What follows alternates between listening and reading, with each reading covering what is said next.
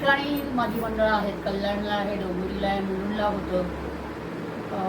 पण सगळ्यामध्ये आपण जसं म्हणतो अनेक भावंड असतं, तर आईला एखादं भावंड प्रिय असतं जास्त. तसं मला ईश्वरगंध मंडळ वाचीचं खूप मनापासून आवडतं. त्याचं कारण मुख्य असं आहे की इतर मंडळामध्ये शिकवताना आणि ह्या मंडळात शिकवताना तन्मयता जी आहे शिष्यांची ती या मंडळात बघायला मिळते. की आज काय शिकवणार आहे, टाळ कसे शिकवणार, कसे, ही जी उत्सुकता आहे शिष्यांची, त्याच्यामुळे मला हुरूप येतो शिकवायला.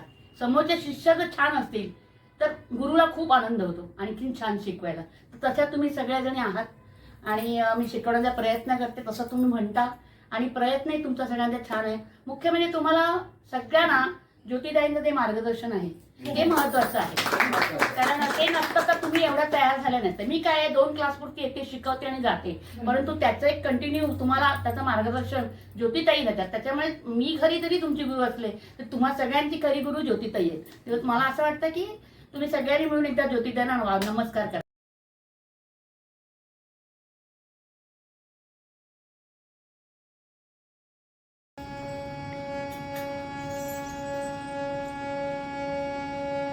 येळकोट येळकोट.